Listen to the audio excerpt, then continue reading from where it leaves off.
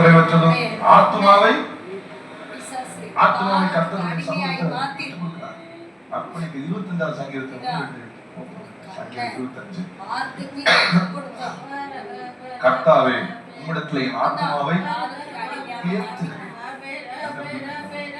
கர்த்தாவே உம்மிடத்தில் என் ஆத்மாவை எப்படி உயர்த்துகிறது?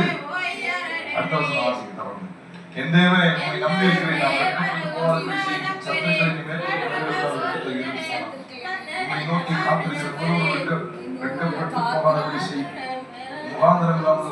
அடுத்த வசனம். கர்த்தாவே ஆத்மாவை உயர்த்துகிறேன். உம்முடைய வழிகளை எனக்கு தெரியும், உம்முடைய பாதைகளை எனக்கு போதித்தரணும். எங்கிருந்து போதிப்பா?